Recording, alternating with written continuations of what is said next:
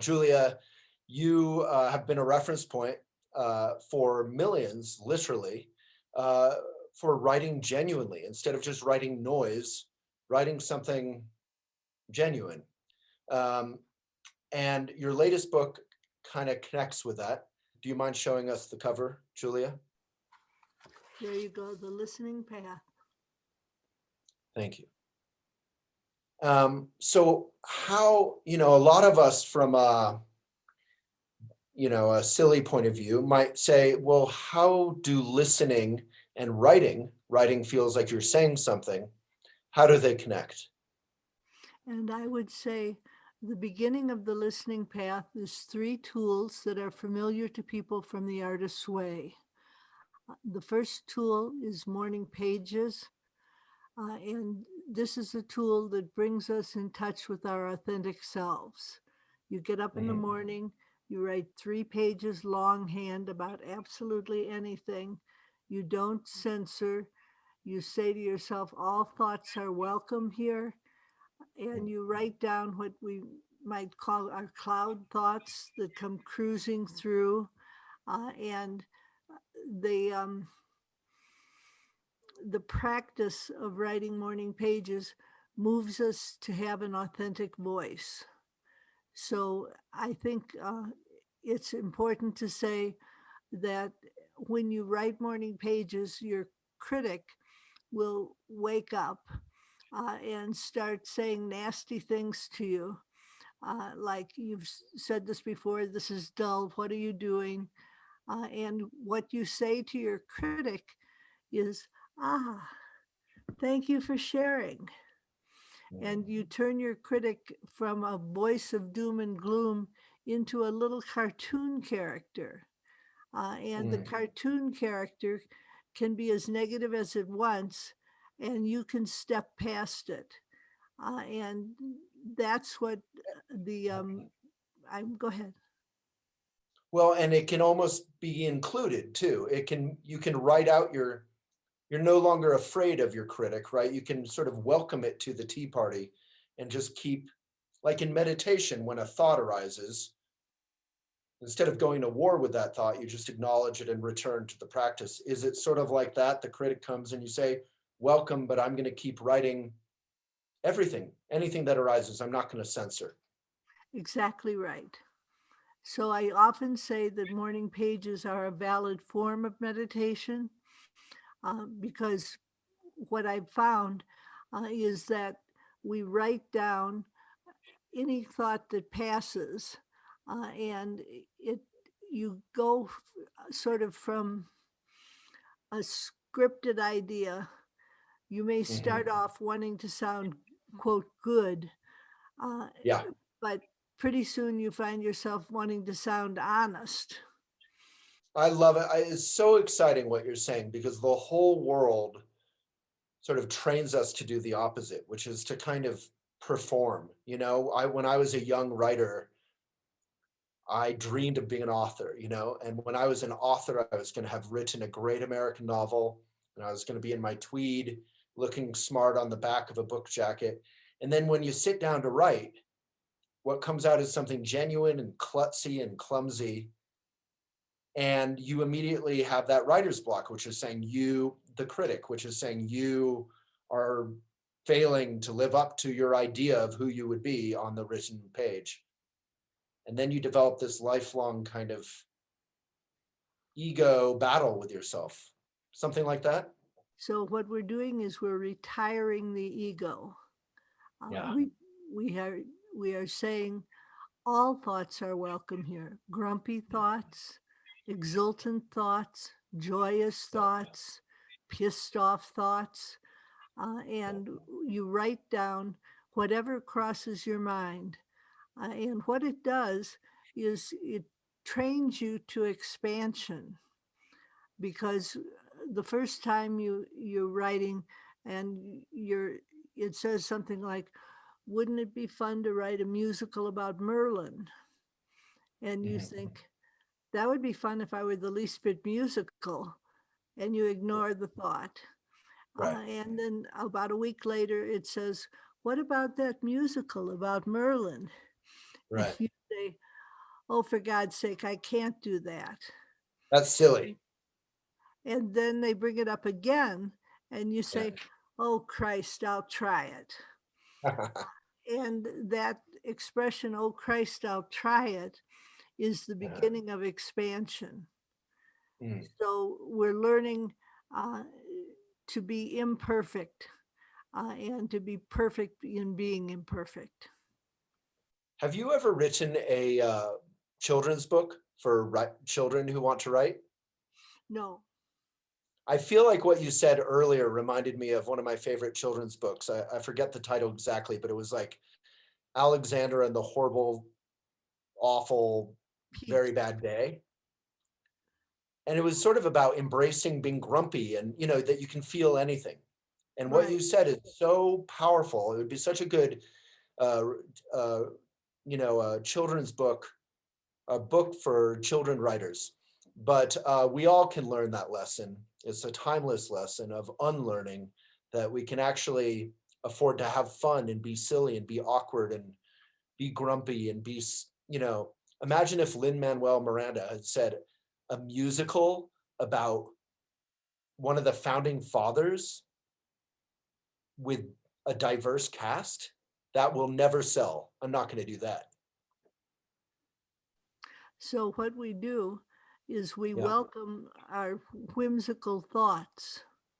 Yeah. And when you asked, what does listening have to do with writing? I Right. think that when we're starting as a writer, as you were describing, our ego is very invested.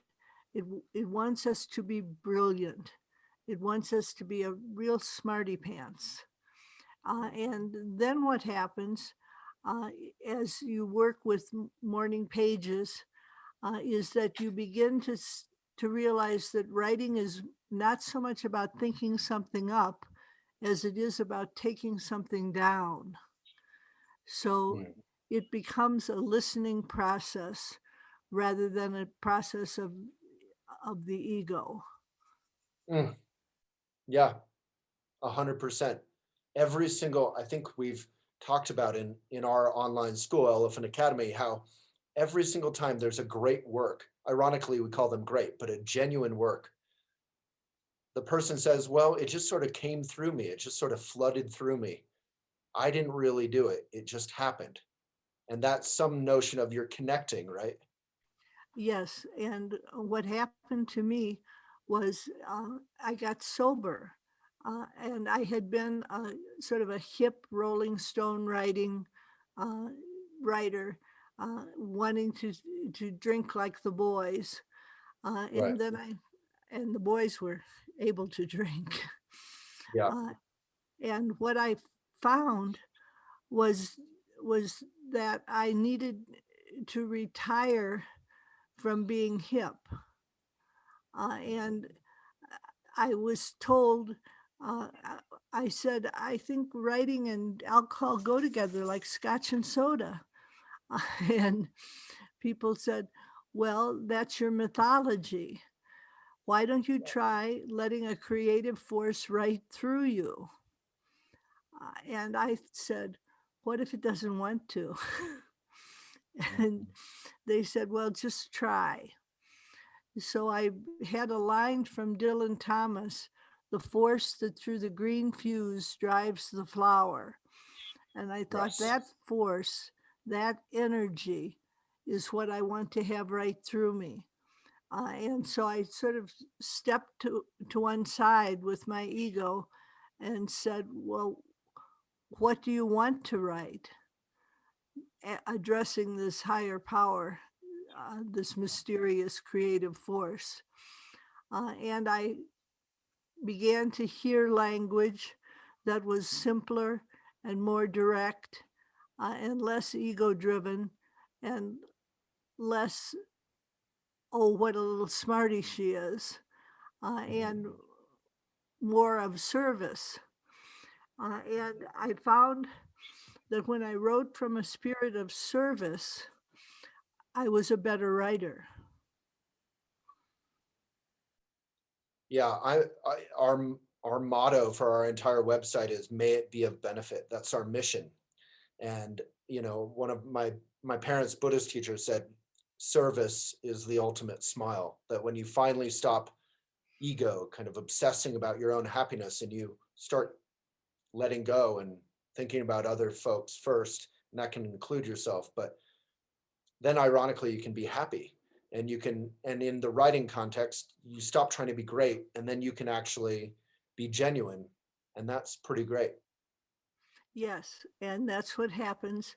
So with the listening path, I laid out 3 simple tools. I laid out morning pages, the morning writing. I laid out artist dates, which are frivolous expeditions to enchant what you might want to call your inner 8-year-old. Mhm. And the third one was walking. And when you tie these 3 together, they all have to do with listening. And then I went on and did layers of listening in the book. But I think that the pivotal thing is that I recently had somebody review me who said, Julia's tools are simple and repetitive. And I Mhm. thought that was supposed to be an insult. Yep. But I actually thought, that's terrific. Our Yes, tools should be simple and repetitive. exactly. Yeah, we always say in Buddhism, we say boring is actually the gateway to relaxing. Like we all spend our whole lives trying to avoid being bored, so we entertain ourselves. But if we actually are confronted choicelessly with the boredom, we can relax into being fully present and not needing sort of frivolous entertainment. And in the same way, craft, a deep relationship to craft, is always going to be repetitive and boring from a critical outside perspective. But when you're in it, I mean, how fulfilling is it to sit down and write something genuine, and how cathartic that can be for our experience? So that's what I was aiming for. Mm. It sounds like we're on the same page. Yeah, I mean, I'm in love. I feel like honestly, there's so few examples of this, and it's in every realm of life. Like I've covered lots of famous climbers, and a lot of the famous climbers are say, we're going to conquer the mountain. It's very macho, and then one of the greatest climbers ever, and he likes to smoke pot and meditate and read Buddhism. He says, no, it's like listening. He says, I just touch the mountain. I get to know the mountain, and I get to know it intimately and intimately and intimately and repetitive. I climb again and again. It's more like making love than it is some sort of dominance, this patriarchal kind of. And I feel like for writing, all of us think we got to write. We have to be this great writer, with the alcohol and the pipe and the whatever it is. But we can just relax and be genuine and be A little whatever goofy, that is, a little goofy. a little goofy. Yeah, And I yeah, have a girlfriend that you would well know, Natalie Goldberg. yep. And Natalie says the trick is to keep your hand moving across the page.